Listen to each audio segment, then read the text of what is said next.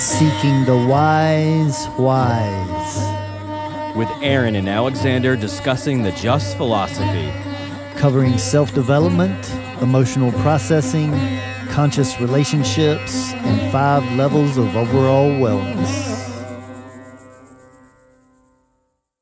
So Alexander, something that's been on the forefront of my mind and in my awareness a lot is death, and naturally that brings in kind of the opposite, which would be health and wellness. And of course, on this podcast, we discuss the Just philosophy, which helps us to focus more on a life of wellness.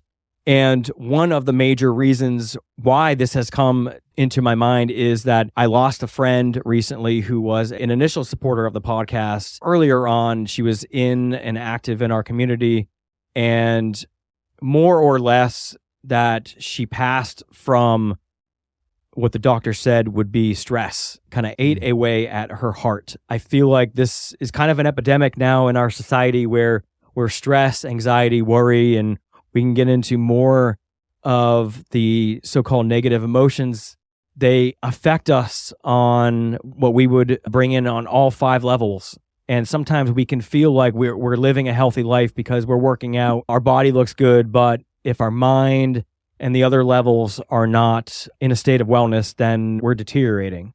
So thank you for being here, Alexander. And, I've moved to Tennessee, but I've made the trip to North Carolina where we record the podcast. And I'm so grateful to be here with Alexander and continue exploring these certain topics within the podcast and exploring on my journey. I feel like this whole next level and shift in my life has taken me into the next level of this philosophy. And I haven't even discussed a lot of this with Alexander yet, but I'm sure it's going to yield more and more future podcast topics for us to discuss.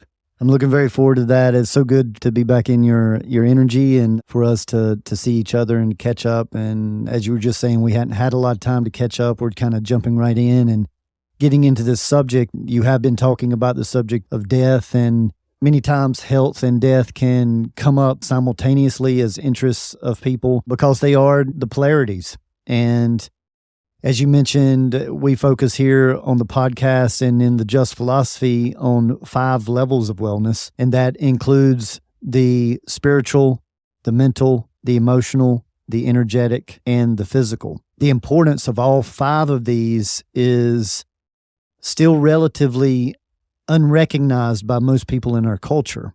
And fortunately or unfortunately, there seems to be a lot of focus going on mental health now, people being diagnosed with stress more, and the physical implications of stress, even to the point of death. And, we can say that this is very disheartening, but it's eye-opening as well. And fortunately or unfortunately, sometimes we have to really have something shoved in our faces before we look at it at the level that we should. This is an individual interpretation for most people. I like to say that whatever's coming to you individually as subjects around you in conversations and interests is kind of like that nudge of intuition sometimes. It's like the universe helping us to maybe take a look at something that we're not aware of or that we're not concerned with focusing on.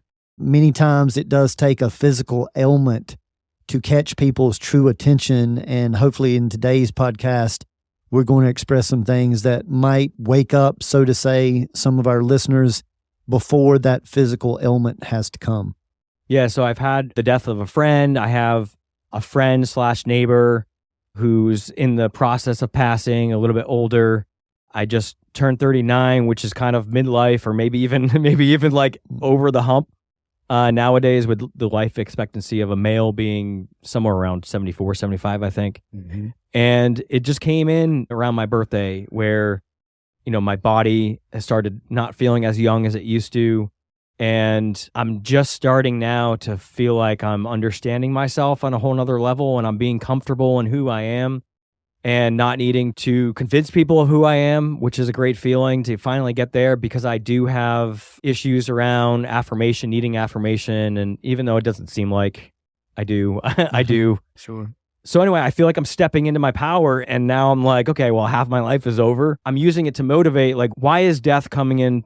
Because I just feel like it's coming in from every area, just people all around me. I'm seeing death or maybe I'm just noticing it more because it's right in my awareness.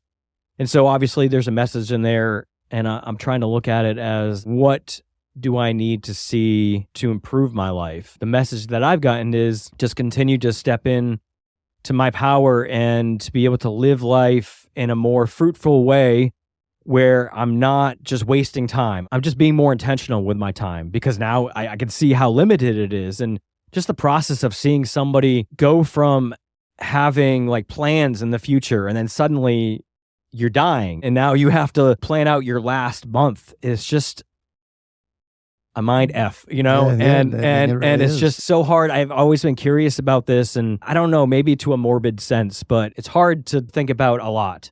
But I'm trying to use it to motivate myself to really live my last days, however many that is. I'm not dying. I'm just saying, you know, we're all limited here, and I don't want to ever be caught off guard where I get the news and I'm like, well, I've wasted the last 10 years of my life when I should have been really enjoying it. So I'm just trying to put it all into perspective and motivate myself to take action into not having regrets, I guess. Yeah, and there's multiple things that I want to highlight here. And one thing is the basic view of our culture and death, and how it's really not for most people something that is discussed, is comfortable, is seen as a beautiful transition. Although most religious belief systems and even spiritual systems say that there's something better on the other side, but it's still such a taboo subject in our culture. And I mention to people quite often that I know three things very confidently, and that's death and love and loss. And I give death and loss the credit to teaching me how to love. So when the subject of death comes up around me, it's very rarely anything negative. It's an opportunity. And again, when we're talking about these 5 levels, that death is just the death of the physical part. And our energy, from many people's way they look at it, continues on. And whether that's energy or soul or spirit or whatever somebody wants to give that label, I think that what helped me with that is, of course, I've gone through an awful lot of death, everybody from grandparents to parents to wives to friends, relatives. But I enjoy life more now than I ever have throughout my life. And part of that was seeing how special so-called time was. And especially after going through 5 years of excruciating chest pain after my wife dying, huge wake-up call, because it did feel very physical. It wound up being the emotion, frustration, and working through that to release it.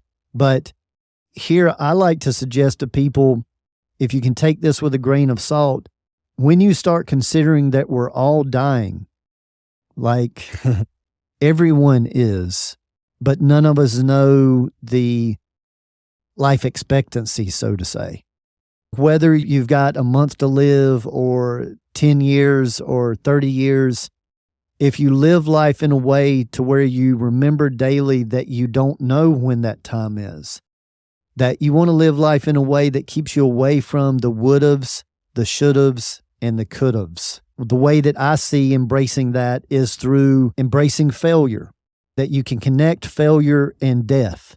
And when you're able to see failure as just an opportunity to grow, an opportunity to learn, and that if I'm going to expand, I have to be willing to fail. That's a death to the ego. It's a death to insecurity. So I think we can work a lot with changing our general perception of this death and be able to talk about it in a beautiful way of maybe leaving a habit behind and seeing that as a death. And then you can connect death and rebirth. Again, we're getting closer to the health model, health being like wealth.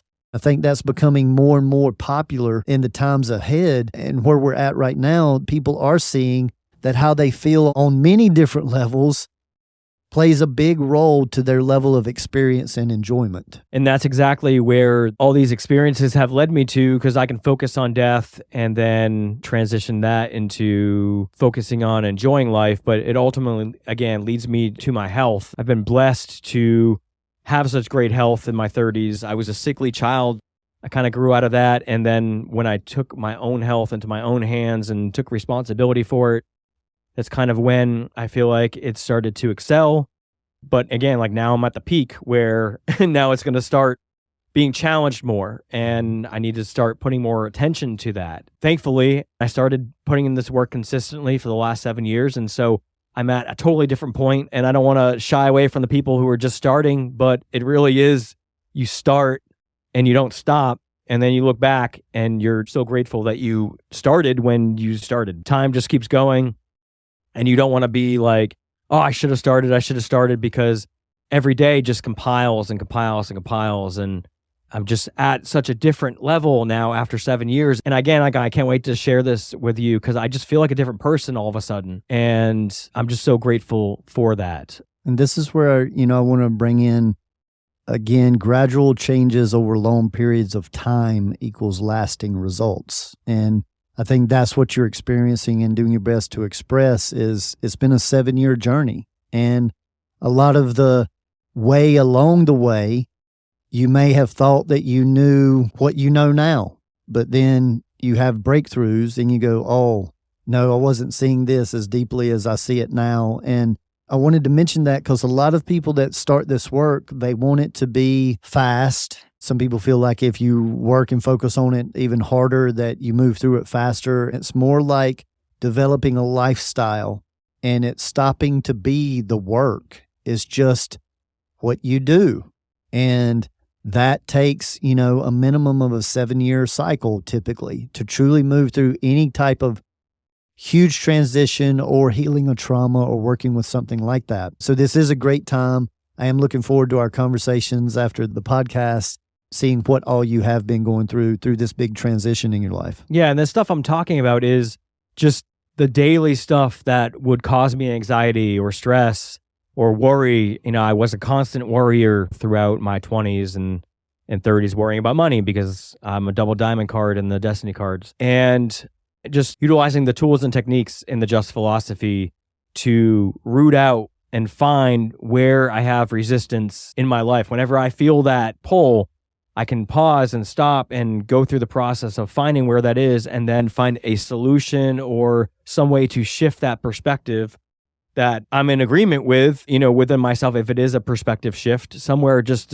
to allow that energy to flow. And it sounds so like foo-foo, but it really isn't. It's really a certain process that after practicing it over and over and over again, it starts to become part of you to a point where you're not always kind of bogged down. Like if we're talking about a metaphorical computer, we're not always having these processes running at 100% and bogging us down in our mind, especially.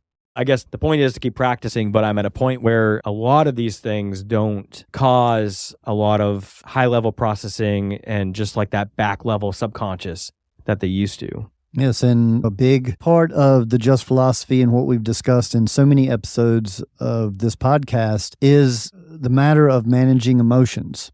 To know that the emotions come from a certain thought process or a judgment.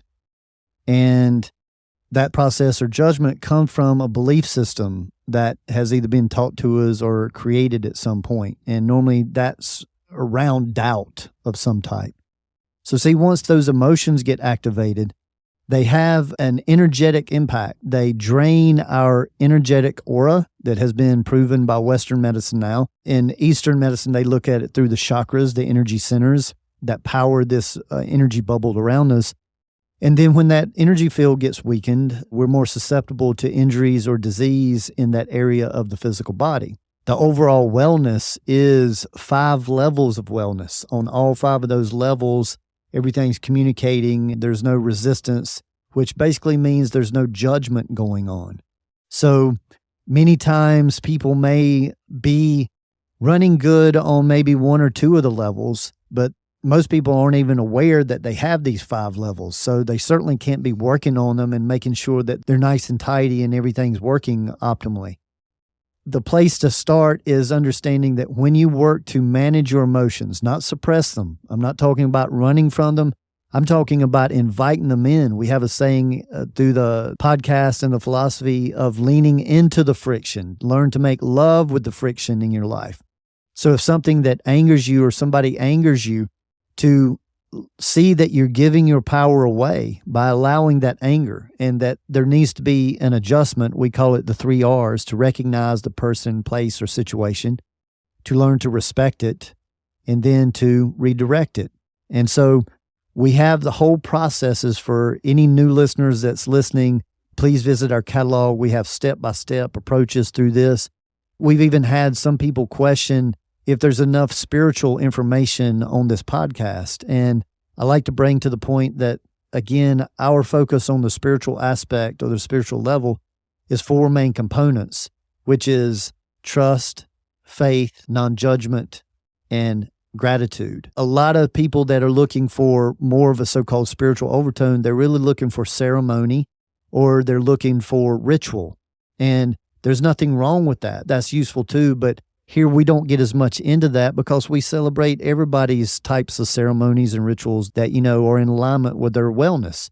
So we want certain aspects of this philosophy to be open to individual interpretation while giving a guide of how to actually work with these 5 levels, especially this emotional level. And as you said earlier, you were kind of a chronic worrier in your 20s, and you've learned to process some of this stuff in a different way over the last 7 years, but it's been, I'm sure, a gradual process. It's a type of maturing because, again, when people are used to being emotionally reactive, sometimes they feel like if they're not, then they won't get recognized. They won't get taken seriously.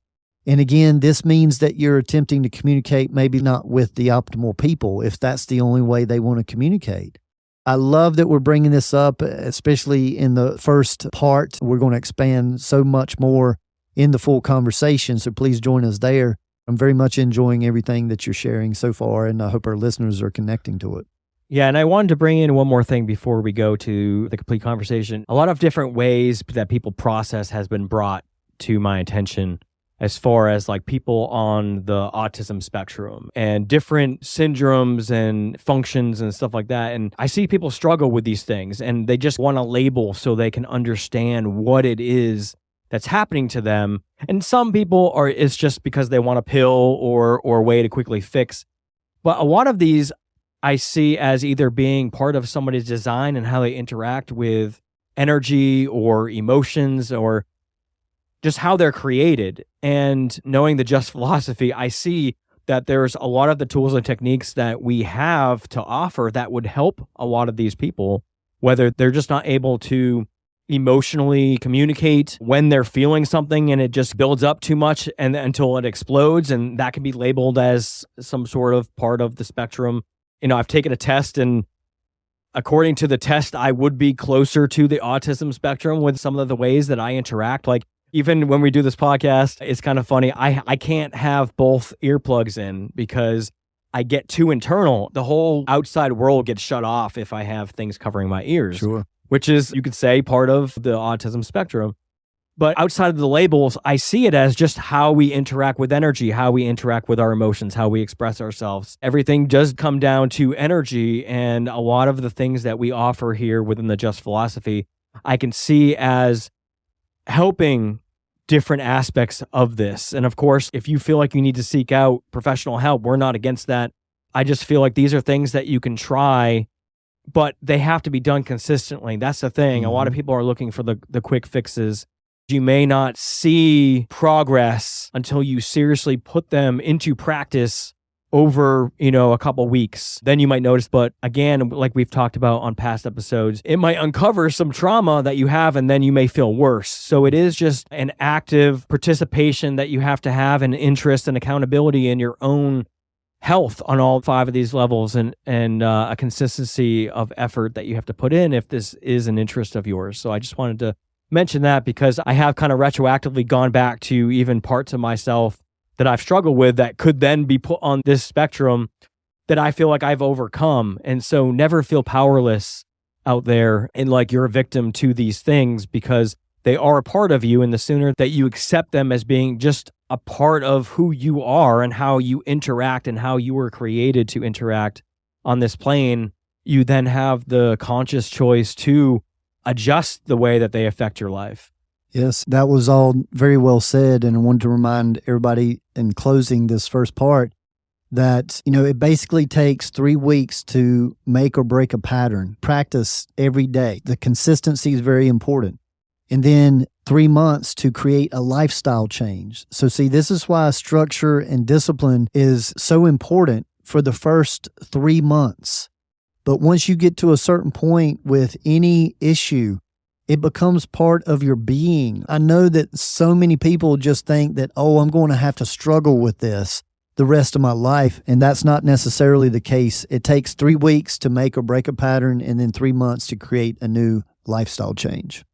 We appreciate you joining us on this free episode. Looking forward to you joining us for the complete conversation. And we are going to cover some of these tools and techniques that we've discussed on how to help you if you are struggling with anxiety, stress, worry, or even anger, frustration, guilt, or shame. Those are just some of those negative emotions that we all struggle with, but we're going to get more into that on the other side. Thank you for listening to this free version of the Wise podcast. To hear the complete conversation and go deeper into the application of the tools and techniques of the Just Philosophy, head on over to wisewisepodcast.com and become a premium member. You'll get to hear all of our complete conversations, including the complete episodes of our Inward Journey story series and our entire back catalog, and continue your self-development journey with us. We honor your dedication to self-growth, overall wellness, and continuing to ask the wise. And remember, gradual changes over long periods of time equals lasting results. Continue on your self-growth journey by visiting thejustphilosophy.com, where you are able to connect personally by booking a private consultation with Alexander in person, by phone, or Zoom. Uncover your authentic self more easily with a human design or destiny card consultation. Here you will gain information about your energetic makeup, personality, and your higher self, as well as navigating your way through your relationships. There are also multiple types of reports available for purchase that help you gain insight into your career, relationships, and opportunities for self-growth. The site also allows you to view a calendar of Alexander's live performances and class schedule, peruse other products such as shirts, CDs, and finally, the revolutionary VibroTune vibrational sound therapy tables. These contoured therapy tables allow you to bathe in a vibrational sonic bath of frequencies, bringing you into alignment on all levels. You will be feeling and hearing calming music synced through vibration and frequency. So again, you can grab all this goodness at thejustphilosophy.com, thejustphilosophy.com. The Just Philosophy, as discussed in this podcast, has been developed by Alexander over the last 25 years in his personal studies, private practice, and professional environment. The information discussed is intended for educational purposes only and is not meant as a replacement for conventional medicine. Just remember, knowledge plus experience equals wisdom. Seek the wise. We want to thank you for working on you. Keep shining your light and refining your vibe.